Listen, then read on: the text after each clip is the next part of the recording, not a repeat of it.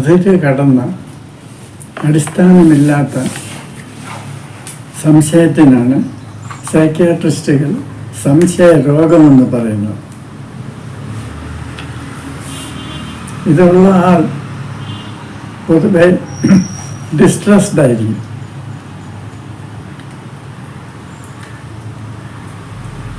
ഇതിൻ്റെ കൂടെ, അതായത് സംശയത്തിൻ്റെ കൂടെ ഹാലുസിനേഷൻസ്, ഡെല്യൂഷൻസ്, അത് മതിഭ്രമങ്ങൾ കൂടെ കൊണ്ട് ഇയാൾ വാസ്തവികതയിൽ നിന്ന് അകന്ന് പോവുകയാണെങ്കിൽ ഇതിന് പാരനോയിഡ് സ്കിസോഫ്രേനിയ എന്ന് പറയും. ഈ പ്രശ്നമുള്ളവർ പലരും അവർ സൈക്കിക്കാണെന്ന് തെറ്റിദ്ധരിക്കാറുണ്ട്. അവർക്ക് ടെലിപ്പതിയുണ്ട്, അല്ലെങ്കിൽ മറ്റുള്ളവർ ടെലിപ്പതി ഉപയോഗിച്ച് അവരുടെ മനസ്സിലുള്ള രഹസ്യങ്ങളൊക്കെ വായിക്കുന്നു എന്നൊക്കെ ഇവർക്ക് സംശയം തോന്നിക്കൊണ്ടിരിക്കും. പണ്ട് തൊട്ടേ ഇങ്ങനെയുള്ളവർ ഇതൊരു പാരാസൈക്കോളജിക്കൽ പ്രോബ്ലമാണെന്ന് കരുതി എന്നെ കാണാൻ വരാറുണ്ട്. അടുത്ത കാലത്ത് ഇത് കുറച്ച് കൂടുതലുമാണ്. ഇപ്പം ചിലപ്പോൾ ഈ പ്രൊഫഷണൽസ് തന്നെ, അതായത് കൗൺസിലിംഗ് സൈക്കോളജിസ്റ്റ്, സൈക്യാട്രിസ്റ്റുകൾ, ഇവരൊക്കെ തന്നെ ചിലരെ എൻ്റെ അടുത്തേക്ക് വിടാറുണ്ട്. എന്താണ് ഈ മാറ്റത്തിന് കാരണം, അല്ലെങ്കിൽ ഇത്ര കൂടുതൽ ഈ പ്രശ്നം ഉണ്ടാകാൻ എന്താണ് കാരണം? പണ്ടൊക്കെ ഒരാൾക്ക് ഒരു സ്ഥലത്ത് ജോലി കിട്ടിയാൽ 10 മുതൽ 5 വരെ അവിടെ ഇരുന്നാൽ മതി. ഇപ്പോൾ ഒരു ബാങ്കിൽ ഒരാൾക്ക് ജോലി കിട്ടി, കൂടുതൽ ജോലി ഉണ്ടെങ്കിൽ കുറച്ച് തിരക്ക് കാണും, പക്ഷേ 10 മണി തൊട്ട് 5 മണി വരെ അവിടെ ഇരുന്നാൽ മതിയായിരുന്നു. ഇപ്പം അങ്ങനെയല്ല. ഹെഡ് ഓഫീസിൽ നിന്ന് ടാർജറ്റ് കൊടുക്കും. ബാങ്ക് മാനേജർ ഇത്ര രൂപയുടെ ഡെപ്പോസിറ്റ് പിടിക്കണം. അപ്പോൾ ബ്രാഞ്ച് മാനേജർ അവിടെ ജോലി ചെയ്യുന്ന അക്കൗണ്ടൻറ്റിനും ക്ലർക്സിനും പ്യൂണിന് വരെ ടാർജറ്റുകൾ കൊടുക്കും. നിങ്ങളൊക്കെ ഇത്ര അക്കൗണ്ടുകൾ, ഇത്ര ഡെപ്പോസിറ്റ് പിടിച്ചുകൊണ്ട് വരണം, അല്ലെങ്കിൽ നിങ്ങളെയൊക്കെ ഞാൻ ട്രാൻസ്ഫർ ചെയ്യും, അല്ലെങ്കിൽ ചാടിക്കും, അല്ലെങ്കിൽ പിടിച്ചുവിടുമെന്നൊക്കെ പറയും. പിന്നെ ഈ സെയിൽസ് രംഗത്ത് ജോലി ചെയ്യുന്നവർക്കാണെങ്കിൽ ഭയങ്കര പ്രശ്നമാണ്. ഓരോ ദിവസവും തന്നെ ഇത്ര ബിസിനസ് ചെയ്തിരിക്കണമെന്ന് നിയമമുണ്ട്. ഒരു മാസത്തിൽ ടാർജറ്റ് എത്തിയില്ലെങ്കിൽ അവരെ പിടിച്ചു വിട്ടുക. അപ്പോൾ മനുഷ്യർക്കെല്ലാം പലതരം ടെൻഷനുകളാണ്. ജോലി സംബന്ധമായ ടെൻഷൻ, അത് വീട്ടിലും പ്രതിഫലിക്കും. അപ്പോൾ വീട്ടിലും പ്രശ്നമാകും. വീട്ടുകാർ തമ്മിൽ നല്ല ബന്ധമില്ലാതെ, അങ്ങനെ തൊഴിൽപരമായ പ്രശ്നങ്ങളും വീട്ടിലെ പ്രശ്നങ്ങളും എല്ലാം കൂടെ ചേർന്ന് ഇയാൾക്ക് സമനില തെറ്റും. അങ്ങനെയാണ് ഈ പ്രശ്നങ്ങളൊക്കെ ഉണ്ടാകുന്നത്.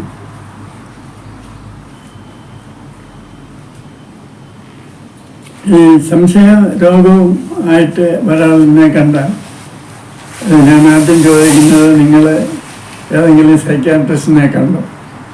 അപ്പോൾ ഉടനെ അയാൾ മറുപടി പറയുന്നത്, എനിക്ക് മാനസിക രോഗമൊന്നുമില്ല, പിന്നെ വീട്ടുകാരെല്ലാം കൂടെ നിർബന്ധിച്ച് എന്നെ സൈക്യാട്രിസ്റ്റിൻ്റെ അടുത്ത് കൊണ്ടുപോയി.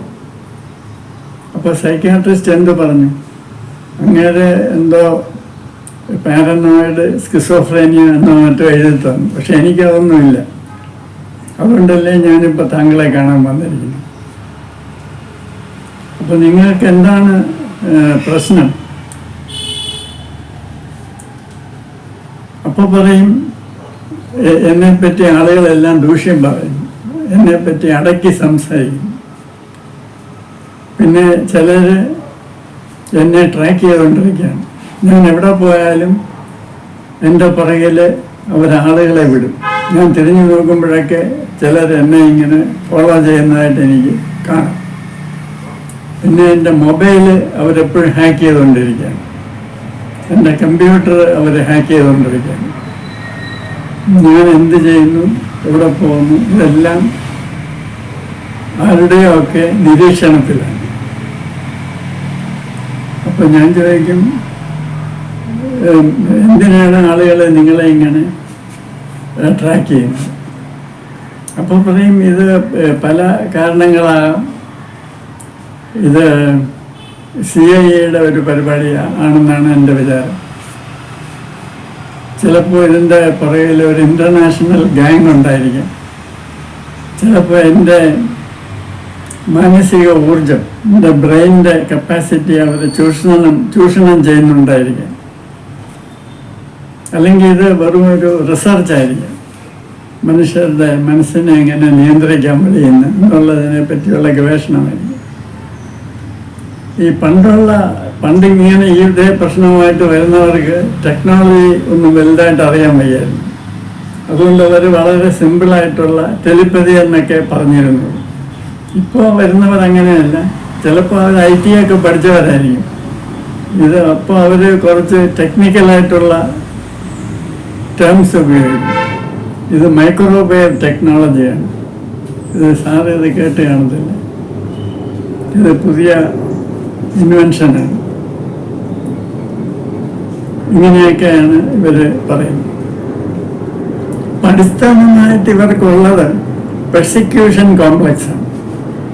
കാരണം അവരെ ആളുകൾ ടോർമെന്റ് ചെയ്യുന്നു, അവരെ ഉപദ്രവിക്കുന്നു, അവരുടെ ഊർജമെല്ലാം ചോർത്തിയെടുത്തുകൊണ്ടിരിക്കുകയാണ്. ഈ ഊർജം, അവരുടെ ഊർജം ഉപയോഗിച്ചാണ് വലിയ വലിയ റിസർച്ചുകളൊക്കെ ഇപ്പോൾ നടക്കുന്നത്. അതുകൊണ്ട് ഇവരിങ്ങനെ ഡിപ്ലീറ്റഡ് ആയിക്കൊണ്ടിരിക്കുകയാണ് എന്നൊക്കെയാണ് ഇവർ പറയുന്നത്. അപ്പം ഇതിന് തെളിവ് വല്ലതും ഉണ്ടോ എന്ന് ചോദിച്ചാൽ അവർ പറയും, സാർ എൻ്റെ കൂടെ വാ, ഈ ഞാനിങ്ങനെ പോകുമ്പോൾ അവിടെ ഇവിടെ ഒളിച്ചു നിന്ന ആളുകൾ എന്നെപ്പറ്റി നോക്കുന്നത് സാറിനെ കാണിച്ചു തരാം. പിന്നെ എപ്പോഴും എന്നെപ്പറ്റി അടക്കി ഇങ്ങനെ സംസാരിച്ചുകൊണ്ടിരിക്കുകയാണ്. അത് നിങ്ങളെ പറ്റിയാണ് സംസാരിക്കുന്നതെന്ന് എങ്ങനെ അറിയാം? അത് ഇടയ്ക്കിടയ്ക്ക് അവരെന്നെ നോക്കും. അപ്പോൾ അതുകൊണ്ട് എനിക്ക് മനസ്സിലാകുന്നു. അല്ലെങ്കിൽ ചിലപ്പോൾ എന്നെ വിരൽ ചൂണ്ടും. അപ്പോൾ അവർ എന്നെപ്പറ്റി തന്നെ ആയിരിക്കണം സംസാരിക്കുന്നത്. അല്ലെങ്കിൽ ഇടയ്ക്കിടയ്ക്ക് എന്നെ ഇങ്ങനെ വിരൽ ചൂണ്ടേണ്ട ആവശ്യമുണ്ടാകും. പിന്നെ ചിലരെന്നെ കളിയാക്കി ചിരിക്കുന്നുണ്ട്. അപ്പോൾ എൻ്റെ ഊർജമെല്ലാം അവർ എടുക്കുന്നു. അതിൻ്റെ കുറ്റബോധം കൊണ്ടാണ് അവരെന്നെ ഇങ്ങനെ നോക്കി ചിരിക്കുന്നത്. നിങ്ങളുടെ ഇത്ര ഊർജം നിങ്ങൾ ടാപ്പ് ചെയ്തു, അതുകൊണ്ടാണ് എന്നെ നോക്കി ഇങ്ങനെ ചിരിക്കുന്നത്. ഇങ്ങനെയൊക്കെയാണ് ഇവർ പറയുന്നത്. ചില ആളുകൾക്ക് ഇത് വെറും സംശയമാണ്. ചില ആളുകൾക്ക് ഇതിൻ്റെ കൂടെ തെറ്റായിട്ടുള്ള വിശ്വാസങ്ങളും ഇതിന് ഡെല്യൂഷൻസ് എന്നാണ് പറയുന്നത്. ചിലപ്പോൾ ഇതിൻ്റെ കൂടെ ഹാലൂസിനേഷൻസ്, അതില്ലാത്ത കാര്യങ്ങൾ അവർ കാണുക. അത് ഉള്ള കാര്യങ്ങൾ ദൃഷ്ടിയാ കാണുന്നത് ഒരു ലെവലാണ്. അപ്പം ഇല്ലാത്ത കാര്യങ്ങൾ കാണാൻ തുടങ്ങുമ്പോഴാണ് അത് ഹാലൂസിനേറ്ററി ലെവലിൽ പോകുന്നത്. പക്ഷെ ഇവർ മൊത്തം ഡിസ്ട്രസ്ഡ് ആണ്. ചിലർക്ക് ഉറക്കമില്ല. ചിലർ അവരുടെ അടുത്ത ബന്ധുക്കളെയും സുഹൃത്തുക്കളെയും പോലും സംശയിക്കാൻ തുടങ്ങും. അപ്പം ഇവരുടെ മുഖം കണ്ടാൽ അറിയാൻ ഇവർ ഡിസ്ട്രസ്ഡ് ആണ്. ഇവര് എപ്പോഴും ഇങ്ങനെ ഈ സംശയത്തിൻ്റെ നിഴലിലാണ് ജീവിക്കുന്നത്.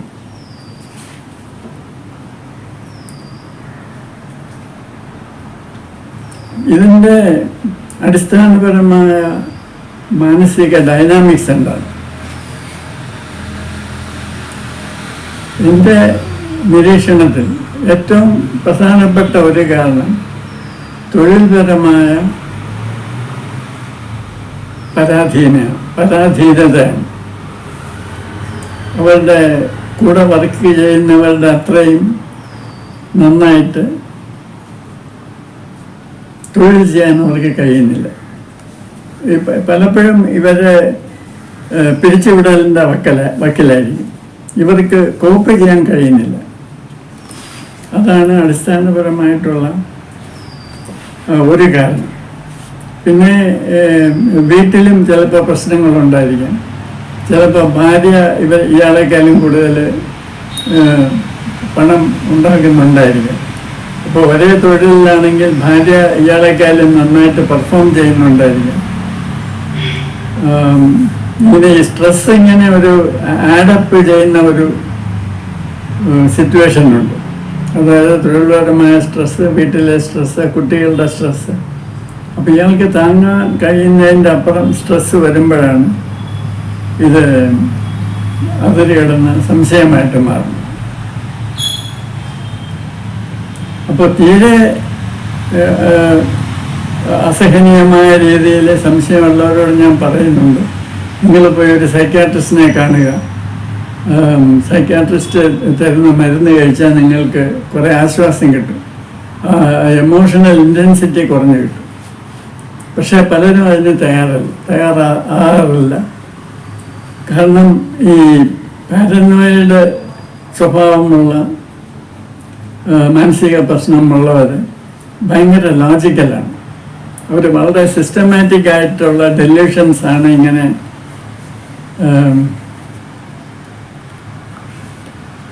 വളർത്തിക്കൊണ്ടുവരുന്നത്. അപ്പോൾ ഇവർ പൊതുവെ കുറച്ചൊക്കെ ഇൻ്റലിജൻ്റ് ആയിരിക്കും. അതുകൊണ്ട് ഇത് കേൾക്കുന്നവർക്ക് ഇവർ പറയുന്നതൊക്കെ ശരിയാണെന്ന് തോന്നും. ഇവർ വളരെ തറപ്പിച്ച് സിസ്റ്റമാറ്റിക്കും ലോജിക്കലെന്ന് തോന്നുന്ന രീതിയിലുമാണ് സംസാരിക്കുന്നത്. പ്രത്യേകിച്ച് ആധുനിക IT-കാരൊക്കെ ആണെങ്കിൽ അവരൊരുപാട് ടെക്നിക്കൽ വാക്കുകളൊക്കെ ഉപയോഗിച്ച് സംസാരിക്കുമ്പോൾ ഇയാൾ പറയുന്നതൊക്കെ വാസ്തവമാണെന്ന് പെട്ടെന്ന് ഒരു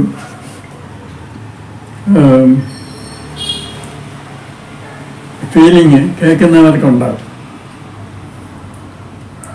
വളരെ അപൂർവമായിട്ട് ഈ അസുഖമുള്ളവർ അക്രമാസക്തരും ആകാറുണ്ട്. അതുകൊണ്ട് ഇവരുമായിട്ട് ഡീൽ ചെയ്യുന്നത് വളരെ സൂക്ഷിച്ചു വേണം. ഈ ഒരു പ്രശ്നക്കാരൻ വന്നാൽ നിങ്ങൾക്ക് അവരെന്നോട് ചോദിക്കും, എനിക്ക് പാരനോയിഡ് സ്കിസോഫ്രീനിയാണെന്ന് സാറിന് തോന്നുന്നുണ്ടോ? അപ്പോൾ നിങ്ങൾക്ക് പാരനോയിഡ് സ്കിസോഫ്രീനിയ തന്നെയാണെന്ന് ഞാൻ പറഞ്ഞാൽ അവർ ചിലപ്പോൾ എന്നെ ചാടി അടിച്ചെന്ന് വരാം. അപ്പോൾ ഇത് നിങ്ങൾക്ക് കുറച്ച് മാനസിക പ്രശ്നങ്ങൾ ആണുള്ളത് എന്നൊക്കെ പറഞ്ഞ് അവരുടെ ഡെല്യൂഷൻ കഴിയുന്നത്ര ബ്രേക്ക് ചെയ്യാനാണ് ഞാൻ ശ്രമിക്കാറുള്ളത്. അവർക്കിങ്ങനെ മാനസിക രോഗം എന്നുള്ള ഒരു ലേബല് ഇട്ട് കൊടുക്കാതിരിക്കുന്നതാണ് നല്ലത്. അപ്പോൾ അവരുടെ പ്രശ്നങ്ങൾ കൊണ്ട്, പ്രശ്നങ്ങളുടെ ആധിക്യം കൊണ്ട് ഉണ്ടാകുന്ന മാനസിക പ്രശ്നം ആണ്. അപ്പോൾ നിങ്ങൾക്കൊരു ഉൾക്കാഴ്ച കിട്ടിയാൽ ഇതൊക്കെ മാറും എന്നുള്ള ഒരു ലൈനിലാണ് ഞാൻ കഴിയുന്നതും ഇത് ഡീൽ ചെയ്യാൻ ശ്രമിക്കുന്നത്. അപ്പോൾ യഥാർത്ഥ ഒരു സൈക്കിക്കും ഈ അസുഖമുള്ളവരും തമ്മിൽ എന്താണ് വ്യത്യാസം? പ്രധാന വ്യത്യാസം, ഇവർക്ക് ഡിസ്ട്രെസ് ഉണ്ട്, ഇവർക്ക് പെർസിക്യൂഷൻ കോംപ്ലക്സ് ഉണ്ട്, ഇവർക്ക് താങ്ങാൻ ഒക്കാത്ത സ്ട്രെസ്സിലാണ് ഇവർ വരുന്നത്, അല്ലെങ്കിൽ ഇവരെ കൊണ്ടുവരുന്നത്. പക്ഷേ സൈക്കിക്സിന് അങ്ങനെയല്ല. അവർക്കിപ്പോൾ ടെലിപ്പതിക് എക്സ്പീരിയൻസ് ഉണ്ടെങ്കിൽ അതവരെ എൻജോയ് ചെയ്യുകയാണ് ചെയ്യുന്നത്. അവർക്കിതൊരു പ്രശ്നമല്ല, അവരിത് ഒരു പോസിറ്റീവായിട്ടാണ് കാണുന്നത്. പിന്നെ അവര് ഒരു വ്യക്തിയുമല്ല, അവര് ഇതിൻ്റെ പെർപെട്രേറ്ററാണ്. അതുകൊണ്ട് അവർ സാധാരണ ഈ പ്രശ്നം മാറണം എന്ന് പറഞ്ഞല്ല വരുന്നത്. രണ്ടാമത്, ഈ അതിര് കിടന്ന സംശയ പ്രശ്നവുമായിട്ട് വരുന്നവർക്ക് ഐഡിയാസ് ഓഫ് ഗ്രാൻഡുവർ എന്നൊരു സംഗതിയുണ്ട്. അതായത് അവർ വളരെ ഒരു പ്രധാനപ്പെട്ട വ്യക്തിയാണ്, അവർക്ക് ഒരുപാട് കഴിവുകളുണ്ട്. ഇതൊക്കെ ബാക്കിയുള്ളവർ ചൂഷണം ചെയ്യുകയാണ്, ബാക്കിയുള്ളവർക്കെല്ലാം അസൂയാണ്. അപ്പോൾ അവരെ ചുറ്റിപ്പറ്റിയാണ് ലോകം മുഴുവനും നിൽക്കുന്നതെന്നാണ് അവർ വിചാരിക്കുന്നത്. അതായത് റോഡിൽ ഇറങ്ങുമ്പോൾ എല്ലാവരും അവരെ പറ്റിയാണ് സംസാരിക്കുന്നത്, എല്ലാവരും അവരെ ഫോളോ ചെയ്യുന്നു, അവരുടെ മൊബൈല് ടാപ്പ് ചെയ്യുന്നു. അപ്പോൾ ഞാൻ വലിയ ഒരു പ്രധാനപ്പെട്ട സംഭവമാണ്. ഒരുപാട് പേര് എന്നെ ഇങ്ങനെ നിരീക്ഷിച്ചുകൊണ്ടിരിക്കുകയാണ്. ഇങ്ങനെ ഇതൊരു ഐഡിയാസ് ഓഫ് ഗ്രാൻഡ്വർ എന്നാണ് പറയുന്നത്. മെഗാലോമേനിയ എന്നും ഇതിനെ വേണമെങ്കിൽ വിളിക്കാം. അതായത് ഇവരുടെ സ്ട്രെസ്സുമായിട്ട് കോപ്പ് ചെയ്യാൻ കഴിയാത്തത്, അതൊരു കഴിവുകേടാണ്. ബാക്കിയുള്ളവർ കോപ്പി ചെയ്യുന്ന പോലെ തൊഴിൽ സംബന്ധമായ പ്രശ്നങ്ങളെയും അത് ഒഴിവാക്കുന്ന സ്ട്രെസ്സിനെയും ഹാൻഡിൽ ചെയ്യാൻ എനിക്ക് കഴിവില്ല എന്നുള്ളത് സ്വയം അക്സെപ്റ്റ് ചെയ്യുന്നതിന് പകരമാണ് അവർ ഈ delusions of grandeur, ideas of reference എന്നും പറയും. എല്ലാം ഞാനുമായിട്ട് ബന്ധപ്പെട്ടാണ് ചുറ്റുപാട് നടക്കുന്ന സംഭവങ്ങളെല്ലാം. ഇതെല്ലാം ഒരു കോമ്പൻസറ്ററി ആയിട്ടുള്ള അതിൽ കടന്ന തൻ്റെ പ്രാധാന്യത്തെ ഉറപ്പിക്കുന്ന സംശയങ്ങളാണ്. ഇത് ഒരു ഡിസ്കഷനിലൂടെ അവർക്ക് ഒരു ഇൻസൈറ്റ് ഉണ്ടാക്കി കൊടുക്കാൻ എളുപ്പമാണ്. കാരണം ഇവർ ഭയങ്കര ഡിഫെൻസീവായിരിക്കും. പിന്നെ ഇതിന് ചെയ്യാവുന്നത് അവരുടെ വീട്ടിലുള്ളവരും ജോലി സ്ഥലത്തുള്ളവരും ഇവരുടെ പ്രശ്നം മനസ്സിലാക്കുകയും അതനുസരിച്ച് ഇവരുടെ ജോലിയും മറ്റും ക്രമീകരിക്കുകയും ചെയ്യുക എന്നുള്ളതാണ് ചെയ്യാവുന്ന ഒരു കാര്യം. ഇപ്പോൾ ഉദാഹരണമായിട്ട് ഇപ്പോൾ വർക്ക് റിലേറ്റഡ് സ്ട്രെസ് ആണെങ്കിൽ അയാൾക്ക് ചെയ്യാവുന്ന ജോലി മാത്രം അയാൾക്ക് കൊടുക്കുക. പിന്നെ അയാളെ എപ്പോഴും കുറ്റപ്പെടുത്താതിരിക്കുക, കഴിയുന്നതും പോസിറ്റീവായിട്ട് അയാളെ പ്രോത്സാഹിപ്പിക്കുക. അപ്പോൾ വീട്ടിലുള്ള ആളുകൾ, പ്രത്യേകിച്ച് ഈ ഭാര്യ ആണെങ്കിൽ ഇയാളുടെ പ്രശ്നം മനസ്സിലാക്കുക. ഇങ്ങനെയുള്ള ഈ സംശയരോഗത്തിൻ്റെ കൂടെയുള്ള ഒരു സംഗതിയാണ് ലൈംഗികപരമായ സംശയങ്ങൾ. ഇങ്ങനെയുള്ളവർ മിക്കവാറും ഭാര്യയ്ക്ക് അവിഹിത ബന്ധമുണ്ടെന്ന് സംശയിക്കാൻ തുടങ്ങി. അപ്പോൾ ഇയാൾ ജോലി കഴിഞ്ഞ് വരുമ്പോൾ വീട്ടിൻ്റെ